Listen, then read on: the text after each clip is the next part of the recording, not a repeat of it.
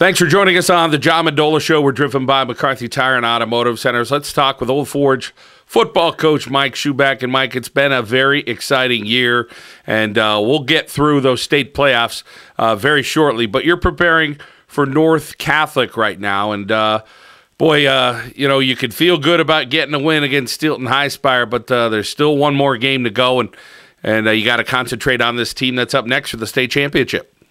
Yeah, absolutely, John. I mean, no game has gotten any easier on this run, and the thing is, we're doing it always on the road. We don't have the comfort of being home or around our fans, but they're traveling great. I give a big shout out to our fans. I mean, and the student body, they've been such a blessing for us and such a motivating force for our players to come out and see the stands packed with all our fans everywhere we go. And it means a lot to young kids. It does. It means a great deal to them. Well, this weekend with, the game kind of dangling, the fans, the kids, seem to get into it. And the crazies from Old Forge seem to help build a little bit of that momentum and get the game back in hand for you, because they were one play away from taking the lead, and you guys found a way to dig in a little harder and then take care of business. Yeah, we've said it before in meetings and stuff with our staff. Our defense has been there all year long. We've hung our hat on it all through the playoffs. Dunmore gets the ball inside the red zone. We make stops. We're one of the best backs we've ever played against. Southern's driving with 2 minutes to go or 6 minutes to go. We stop them. We win the game. We knew coming in against Schuback Haven, you had to stop that two-headed monster running back situation. And then you come against, Steelton with Warren. I mean, that's probably one of the most explosive kids I've ever coached against. I've seen the Blackwell kid from Williamsport. He played down there, went to North Carolina State. I mean, we've been around some extraordinarily fast and athletic kids, and he was probably one of the best. So we knew going for it on fourth down or trying to put ourselves in those positions, we were going to rely on our defense anyway. We were just trying to keep the ball out of their hands as much as possible. But the fans being so loud, I think it made the other team use a couple timeouts. And it just keeps the kids excited when they're playing to know there's so many people pushing for them. And the push was there after the game on Saturday as well. You drove into Old Forge and you saw the fire trucks and the ambulance and the police cars all lined up. They're waiting for the cars to come off 81 and send the team through. Yeah, it was amazing. It was an amazing feeling. A couple of weeks, every week it just got bigger. Every time you won to come home. But I think the most gratifying part of it, John, was I opened the doors of the building. I said, bring everybody in. I said, let them in. We opened the gates to the stadium. We turned the lights on, and the student body attacked the field.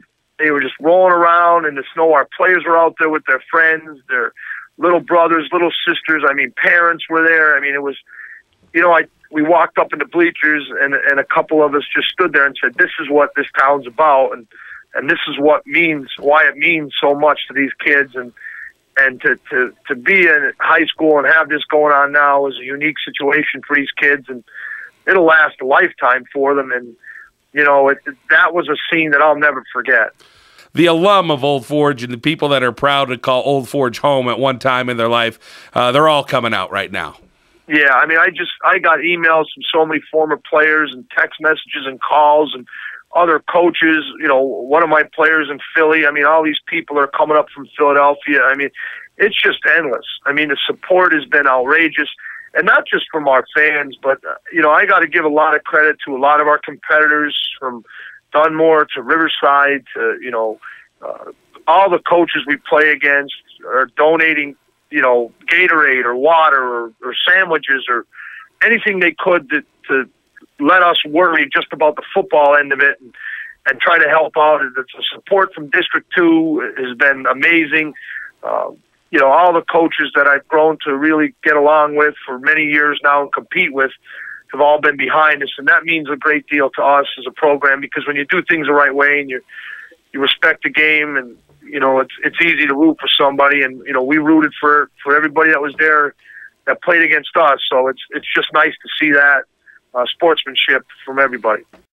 Mike, as we go through the state playoffs, we start with Southern Columbia. I mean, a tremendous game, tremendous emotional high from that game. You have to come back down to earth to play Schuylkill Haven, and then you got to play a very talented and dangerous Steelton High Spire team. And those kids, they were just quick. They were athletic. They played tough. I mean, they chirped a little bit, that's for sure, but they did come out with a tough game. But then after the game, you saw the emotions kind of just take over, and they were like, you know what? You guys were the better team. Thank you. You saw some of their players congratulating and interviewing Shane Schuback at one point. He's like, hey, man, great game to the kid from Steelton High Spire. So, you know, there were some true colors that came out in certain ways, and you guys were able to put them away.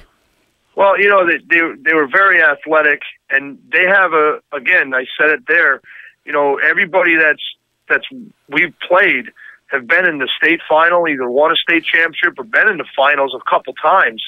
I mean, I said it to a lot of people, this is the hardest schedule I've ever had in a month. And, you know, it reminds me of the old Big 11 schedules when you just had a championship game every weekend. And there was no letdowns. You couldn't have a mental letdown or physical letdown, but that team they deserved to be there. I mean, they were explosive offensively. They ran to the ball defensively.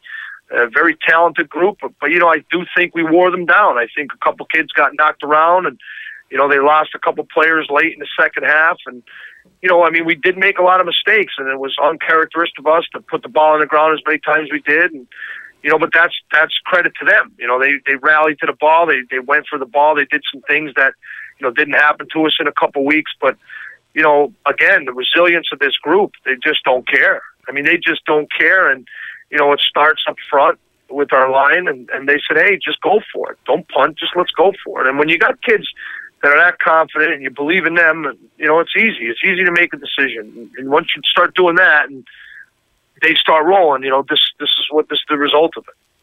Well, it takes special effort from special kids. You got them there at Old Forge. Well, let's talk about North Catholic. What's it going to take against this team? Not a team you know a whole lot about. You got to look at them on film and see what they're about. What could you tell us from what you've seen of North Catholic? Well, right now we know, you know, they're very explosive offensively. Again, the quarterback handles the ball about 85% of the time. The rec snap, a lot of Trey game, G-power game. He's a really talented runner. You know, he puts his foot in the ground. He gets around quick. He's somewhat like Warren, but I'll tell you, I think he's a lot more physical. He's willing to put his head down and take you on as a tackler and not try to sidestep you. You know, they're real blue collar up front. I mean, they get right after you offensively. One thing that we practice a lot on the last couple of days, once watching the films on them, is they have unusually wide splits. So they're, you know, if anybody's watched Navy, they're not as wide as Navy splits, but they're pretty wide, and that creates automatic running lanes. So a lot of that one back or single back stuff is, you know, it really gets downhill on you quick if you don't play your areas and you don't gap responsibility. So our defense, we worked on it tonight, and we'll work on defense tomorrow again. And offensively, you know, for us, we'll just look. You know, they seem to run a basic odd front, and they have some movement in it, but it's going to take, again, a very solid team effort. But I know one thing: we can't turn the ball over like we did Saturday. I know that, and we've talked to the kids about that already. But to be in the last week of the high school football season with my son, with these players, with this coaching staff, I would never trade anything I did in the first minute of these 12 years of doing this to get to this opportunity. It's been a blessing. It's been a great time. It's been a great run. You know, we're pushing out of town Thursday night after school to get down there and focus on the game and be a family with the kids and just, you know, sit in it and appreciate it. And, Mike, you bring up a great point. How do you slow down time? And this is the final week. This is the final week of practice with this group of young men. This is their final high school football game together. It's hard to reflect when you're in the thick of things, and you got to play one more game and play for it and play it to win it. It's very hard. I'm not going to lie about it. I'm an emotional guy. I've always been like that. I wear my emotions on my sleeves. My players see me get upset. They see me laugh. They see me cry. They know who I am. And I love those kids. And they've done a heck of a job for me. They've put a lot of time in for me. But I've also been there for a lot of them and done a lot of things for them as their coach and as somebody that you want to be there. You want to be a responsible person for these young men. And it's going to be the hardest thing to do Friday night after that game because, we don't want this to end. We just want to keep playing. And I don't know how it's going to play out. Win, lose, or draw. I mean, I can't believe tomorrow's our last full defensive practice. The same thing about Wednesday. And then Thursday when we board the bus, it's going to be for the big game. And I'm thankful. I feel blessed to be doing it, especially in a town that I have so much respect for the people and the fans and the kids that for 12 years played for me. But I will say it's going to be tough, when we meet in the middle of that field at the end of it. It's going to be a life-changing thing. But you know what? That's what life's about. It's about moving on and leaving a legacy, and that's what these kids have done. They've gone where no one's gone before in this program, and they've put it on their shoulders to get there, and I'm extremely proud of that. And, there's one more step we got to take, and we're willing to do that. From the plane flying over Hazleton area, Harmon Guy Stadium, and the support you're getting from the fans, the community, the parents, and everybody all around, District 2, as you mentioned, what you guys are doing for those people is amazing. And, of course, it reciprocates right back what they've done for you. So it's just it's a great story. And obviously you guys want to end it in the right fashion on Friday.